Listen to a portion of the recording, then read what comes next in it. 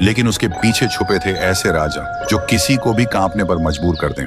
उस गांव का नाम था ढोलपुर, जहां के लोग कहते थे कि आधी रात को अगर तुम्हें ढोलक की आवाज सुनाई दे तो समझ लेना कि थुंग थुंग आ गया है। थुंग थुंग कोई आम इंसान नहीं था। उसके चेहरे पर अजीब सी मुस्कान, आंखें बड़ी बड़ी जिन्हें देखकर कोई भी डर जाए, और हाथ में एक पुरानी ढोलक। रात के ठीक 2 बजे वो गांव की गलियों में घूमता और अपनी ढोलक बजाता। आवाज सीधी कानों से दिल तक उतर जाती, धीमी, डरावनी और लगातार। गांव के लोग ढोलक की आवाज सुनकर कांपने लगते, क्योंकि जिस घर के सामने वो रुककर ढोलक बजाता, उस घर के लोग अगले दिन कोई बीमार पड़ जाते या किसी की मौत हो जाती। फिर एक रात गांव का एक लड़का रघु सो रहा था, तभी ढोलक बजने लगी। ढोलक की आवाज से उसकी नींद टूट गई। वो गुस्से से हिम्मत जुटाकर उसके पास गया। रघु ने कहा, कौन हो तुम और क्यों ढोलक बजा रहे हो? वैसे ही ढोलक बजनी बंद हो गई। थुंग थुंग धीरे धीरे मुड़ा। रघु ने देखा उसके चेहरे से सैकड़ों चीखों की आवाज निकल रही थी, लेकिन तभी फिर से ढोलक अपने आप बजने लगी। और उसके बाद से रघु को किसी ने गांव में कभी नहीं देखा। गांव में और भी डर फैल गया। कोई भी रात को 2 बजे बाहर निकलने की हिम्मत नहीं करता था। लोग दरवाजे और खिड़कियां बंद करके सोने लगे, क्योंकि ढोलक की आवाज इतनी डरावनी थी कि पूरा शरीर कांप उठता था। उसी गांव में एक लड़की थी, गौरी। उसका भाई रघु ही था। उसने कसम खाई थी, मैं पता लगाऊंगी कि मेरे भाई को थुंग थुंग कहां ले गया। सुबह गौरी गांव के एक बुजुर्ग के पास गई और उसने पूछा, दादा, थुंग थुंग कौन है? बुजुर्ग कांपते हुए बोला, बेटी, थुंग थुंग कभी इस गांव का ढोलकिया था, लेकिन 80 साल पहले एक शादी में ढोलक बजाते बजाते अचानक मर गया था। कहते हैं तब से उसकी आखिरी सांस उसी ढोलक में कैद हो गई, और तभी से वो आधी रात को ढोलक बजने लगती है। गौरी अब समझ गई थी कि वो एक भूत है, लेकिन फिर भी उसने तय किया कि वो उसी जगह जाएगी जहां वो शादी हुई थी। फिर रात के ठीक 2 बजे जब गांव में ढोलक बजनी शुरू हुई, गौरी ने हिम्मत जुटाई और उस आवाज के पीछे चलने लगी। अंधेरे में चलते चलते वो उस जगह तक पहुंच गई। वहां उसने देखा थुंग थुंग नाचते हुए बहुत जोर जोर से ढोलक बजा रहा था। गौरी ने कांपते हुए पूछा, मेरा भाई कहाँ है? थुंग थुंग अचानक रुका। उसकी आंखें जलने लगी और ढोलक अपने आप बजने लगी। तभी ढोलक के अंदर से एक चीख सुनाई दी। गौरी डर से भागने लगी। तभी एक आवाज आई, दीदी। गौरी रुक गई और पीछे मुड़ी। उसने देखा रघु और थुंग थुंग एक साथ खड़े थे, लेकिन वो अब इंसान नहीं था। उसका चेहरा अजीब और आंखें लाल हो चुकी थी। रघु ने धीरे से कहा, दीदी, अब मैं भी थुंग थुंग का हिस्सा हूँ और अगला नंबर तुम्हारा है। गौरी रघु को उस हाल में देखकर कांप गई। उसका अपना भाई अब इंसान नहीं रहा था, बल्कि थुंग थुंग का हिस्सा बन चुका था। उसने भागने की कोशिश की, लेकिन जैसे ही दरवाजे तक पहुंची, ढोलक अपने आप उड़कर आके दरवाजा बंद कर देता है। तभी गौरी को बुजुर्ग की कही बात याद आई। जब वो बुजुर्ग की बात सुनकर जा रही थी, तब बुजुर्ग ने फिर से बुलाया और कहा था, बेटी, अगर तुम अपने भाई को आजाद करना चाहती हो तो थुंग थुंग को रोकने का एक ही तरीका है, उसकी ढोलक को पूरी तरह जलाकर राख कर दो। तभी उसके श्राप से बचे लोग आजाद हो सकते हैं। ये याद करते ही गौरी कांपते हुए एक मोमबत्ती जलाती है और ढोलक के पास जाकर आग लगा देती है। जैसे ही आग लगती है, पूरी जगह कांप उठती है। थुंग थुंग चीखता है, नहीं, ये मत कर, वरना पूरा गांव लाशों से भर जाएगा। रघु भी चिल्लाता है, दीदी मत कर, अगर ढोलक जली तो मेरा खून तुम्हारे हाथों से टपकेगा। गौरी के हाथ कांपते हैं। वो रोने लगती है और आंखें बंद कर लेती है। तभी अचानक ढोलक से भयानक चीखें निकलती हैं। पूरा आसमान लाल हो जाता है और आग के बीच ढोलक अपने आप बजने लगती है। और फिर सब खामोश। गौरी बेहोश होकर गिर जाती है। सुबह जब उसकी आंख खुलती है, गांव वाले उसी जगह पर खड़े मिले। सब कुछ ठीक लग रहा था। ढोलक की आवाज बंद हो चुकी थी। गांव वालों को लगा गौरी ने उन्हें थुंग थुंग से बचा लिया है, लेकिन जब गौरी ने अपने हाथ देखे, उसकी हथेलियों पर ढोलक के निशान बने हुए थे। वो समझ नहीं पाई ये हुआ कैसे। और उस दिन से गांव वाले रात में बिना डरे सुकून से सोने लगे। मगर सच कुछ और था। हर रात ठीक 2 बजे गौरी के हाथ अपने आप हिलने लगते और उन निशानों से अजीब सी कंपन निकलती, जैसे कोई ढोल अपने आप बज रहा। धीरे धीरे गौरी ने महसूस किया उसके कमरे में रखा पानी, दीवारों पर टंगी तस्वीरें, सब ढोल की ताल पर कांपने लगते। और फिर तभी उसके सामने वही ढोलक आ गई जिसे उसने खुद जलाया था। डर के मारे गौरी चिल्लाई, पर उसकी आवाज बाहर नहीं गई। इसके बजाय ढोलक अपने आप बजने लगी और पूरा गांव कांप उठा।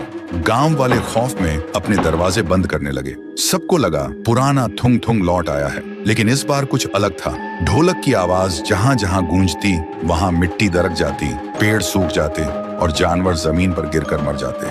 सुबह गांव के पुजारी ने कहा, गौरी अब न इंसान है न भूत, ये एक श्रापित रूह है जो अपनी धड़कनों को ढोलक की ताल बना चुकी है।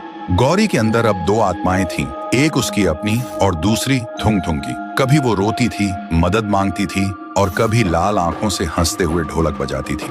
गांव वाले कहते हैं जिस दिन गौरी की रूह पूरी तरह थुंग थुंग बन जाएगी, उस दिन ढोलक की धड़कन से इंसान की सांसें रुक जाएंगी। गौरी अब पूरी तरह काबू से बाहर हो रही थी। हर रात 2 बजे ढोलक की गूंज से पूरा गांव कांप उठता। लोगों के खेत सूखने लगे, गांव के तालाब का पानी काला पड़ गया और बच्चे बीमार पड़ने लगे।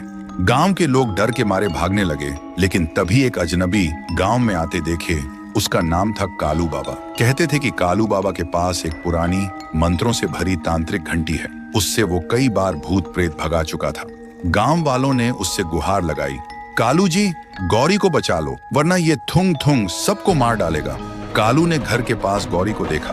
वो लाल आंखों से ढोलक बजा रही थी और हर ताल के साथ जमीन हिल रही थी। देखते ही कालू समझ गया और वही मंत्रों से भरी घंटी बजाने लगा। गौरी चीख उठी और ढोलक अपने आप थम गई, लेकिन तभी उसके गले से 2 आवाजें निकली। एक गौरी की मासूम आवाज, मुझे बचा लो, और दूसरी थुंग थुंग की गहरी आवाज, कोई मुझे रोक नहीं सकता। कालू ने फिर से घंटी बजाना शुरू किया और मंत्र पढ़ने लगा। ढोलक और घंटी की आवाज आपस में टकराने लगी। पूरा आसमान काला हो गया। गौरी जमीन पर गिर पड़ी और उसके शरीर से धुआं निकलने लगा। उस धुएं में थुंग थुंग का भयानक चेहरा दिखने लगा। कालू ने आखिरी मंत्र पढ़ा, तभी तेज रोशनी फैली और सब कुछ खामोश हो गया। फिर कालू ने गांव वालों को इकट्ठा करके कहा, श्राप अभी खत्म नहीं हुआ है, थुंग थुंग सिर्फ दबा है, मिटा नहीं। एक दिन ये फिर लौटेगा और तब कोई नहीं रोक पाएगा। फिर कालू गांव से चला गया। गांव धीरे धीरे शांत होने लगा। लोग सोचने लगे कि अब डर खत्म हो गया है, और देखते ही देखते 6 महीने बीत गए। कालू बाबा वो एक दिन पहाड़ों के बीच झरने के नीचे गहरे ध्यान में बैठे थे। तभी उन्होंने देखा 80 साल पहले का दृश्य। थुंग थुंग एक ढोल किया था, सड़क किनारे ढोलक बजाकर अपना पेट पालता। कभी कभी शादी ब्याह में भी लोगों को खुश करता, लेकिन एक शादी में उसका मजाक उड़ाया गया, उसकी बेइज्जती हुई और उसे भूखा ही भगा दिया गया। भूख और अपमान से जलता हुआ वो ढोलक बजाते बजाते जमीन पर गिर पड़ा और वहीं उसकी आखिरी सांस टूटी। मरते वक्त उसने श्राप दिया, जिन लोगों ने मेरा मजाक उड़ाया, मुझे भूखा रखा, उनका साथ ही साथ उनकी आने वाली पीढ़ी भी चैन से नहीं जी पाएगी। मेरी ढोलक की गूंज उनकी मौत बनेगी, उनकी बर्बादी बनेगी। और उसी पल से उसकी आत्मा ढोलक में कैद हो गई। ये दृश्य देखते ही कालू बाबा सन्न रह गए।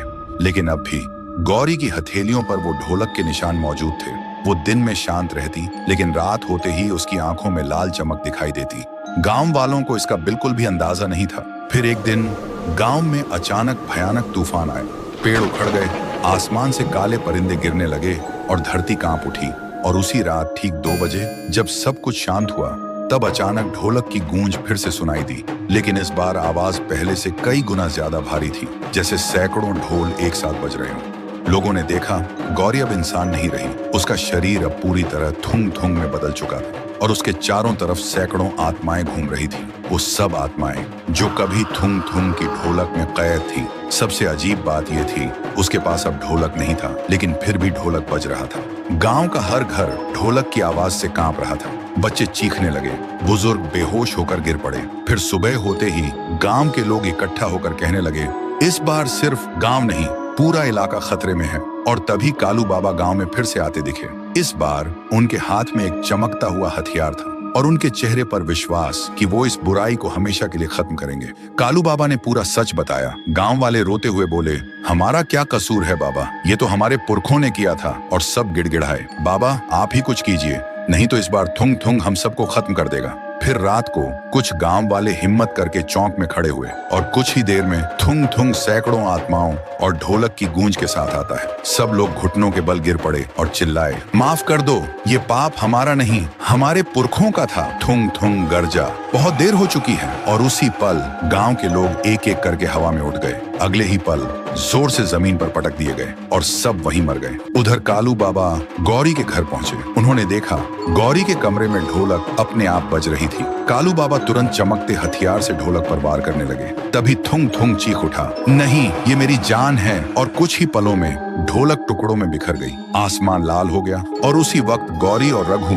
थुंग थुंग के श्राप से आजाद हो गए। लेकिन गौरी की हथेलियों पर अब भी ढोलक का निशान बना हुआ था। सुबह कालू बाबा गांव के बीच बीच एक पवित्र अग्नि जलाते हैं। पूरा गांव वहां मौजूद होता है। कालू गौरी से कहते हैं, गौरी ध्यान से सुनो, तुम्हारे हाथ पर जो ये ढोलक का निशान है वो सिर्फ इस पवित्र अग्नि में हाथ डालने से ही मिट सकता है। तभी थुंग थुंग का श्राप पूरी तरह खत्म होगा। रघु चिल्लाया, दीदी मत करो, तुम्हारा हाथ जल जाएगा। पर गौरी बोली, चाहे कुछ भी हो मुझे करना ही होगा, और उसने अपना हाथ अग्नि में डाल दिया। सबकी सांसें थम गईं। लेकिन जब गौरी ने हाथ निकाला तो देखा उसके हाथ को कुछ भी नहीं हुआ और ढोलक का निशान भी मिट चुका था। तभी अचानक अग्नि भड़क उठती है और उसी आग से थुंग थुंग का रूप बनता है। उसके हाथों में वही ढोलक आ जाती है और वो बजाने लगता है इतनी तेजी से कि पूरा गांव कांप उठता है और अगले ही पल आसमान का लाल रंग मिट जाता है। देखते ही देखते सब कुछ खामोश हो गया और तब से गांव वाले सुकून और खुशी से रहने लगे। लेकिन कभी कभी बहुत गहरी रात में हवा के साथ एक धीमी सी आवाज सुनाई देती है,